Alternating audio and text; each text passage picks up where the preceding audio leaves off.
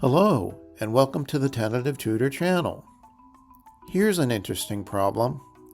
Find all integer solutions to the following equation. Can you do this one? I'll solve this problem in 3, 2, 1. Let's see if we can factor.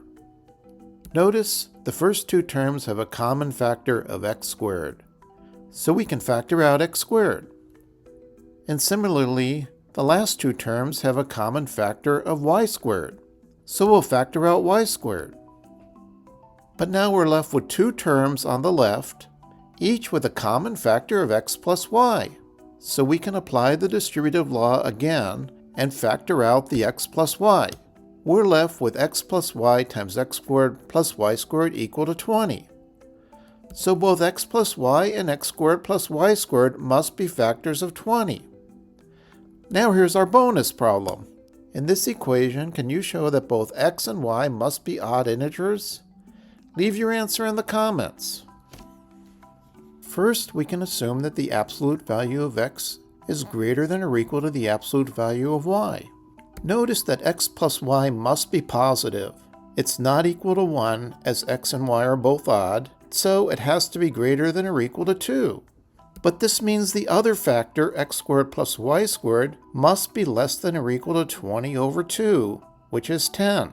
And that in turn tells us that the absolute value of x is less than or equal to 3. Do you know why? So the absolute value of x is 3 or 1. If it's equal to 1, that would give that the product is less than 20. So it must be exactly 3.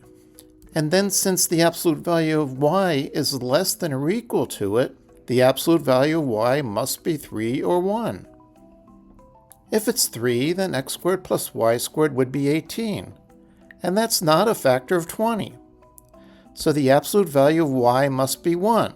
So we're left with the absolute value of x being 3 and that of y being 1. But since x plus y is positive, we get that x is equal to 3. If y were equal to 1, we'd get that the product is equal to 40. So in fact, y must be equal to minus 1, and we see a solution, x equal to 3 and y equal to minus 1. And then by symmetry, we also get x is minus 1 and y is 3 as another solution. And we can check with the original equation, plugging in 3 for x and negative 1 for y, that the expression is in fact equal to 20. Now here's our bonus problem. For what integers x and y is x cubed plus y cubed equal to 1? Can you solve this one? Leave your answer in the comments. And thanks for watching.